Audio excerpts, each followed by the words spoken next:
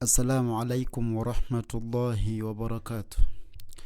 بسم الله والحمد لله والصلاة والسلام على رسول الله صلى الله عليه وسلم.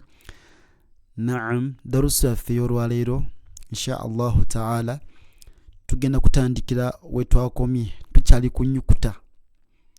kunyukuta ABCD alif ba uta mpaka ku ya tuzimixinga tuzicyankalanya tuzijja mu bifo byazo ne tulaba oba okyasobola ozijjukira n'ogamba nti eno gundi.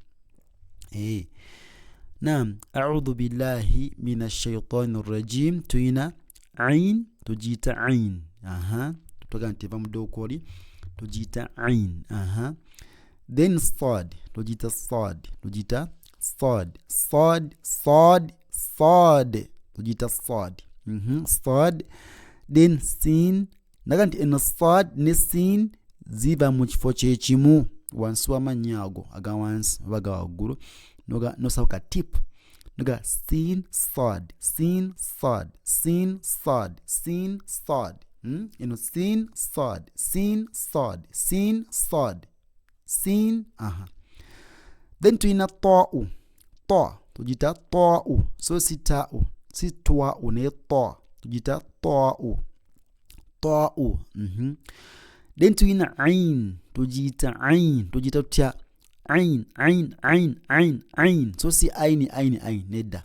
Tujita ain. Naam, ainun eriso. Ain. Then dhwa'u. Tujita dhwa wansi w'amannyo. Teka olimiro ngamenti dhwa'u.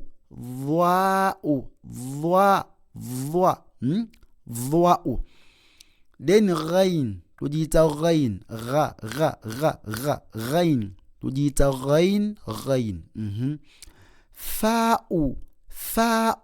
Twagamba nti fa'u eva ku mannyo ga waggulu nga galumye oba nga gasinkanye omumwa gwa wansi nuga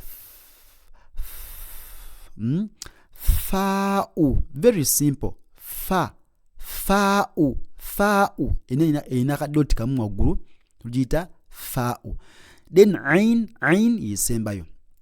Then fa'u wagikomezaawo fa'u. Then ain fa'u. Then sad. Tujita sad. Fa'u. Ta'u wagikomezaawo twajabye wano so kati yemu neno ta'u. Then fa'u. Then bod. Tujita bod. So si rwadi, si dhwadi, si dwadi. Tujita bod waggulu kulimye nga lukonye ku kisenge kya waggulu gaminti bod. Then alifu. Then esembayo ye ra'u. Najibagamba keno ra'u efananga zaayi nga bagisizaako akatonyize waggulu bwekatabako ibarra'u era yemujo yeri gyomanyi ntegereka eringa zaayi nga teyina katonyeze twagirabye kitegedde.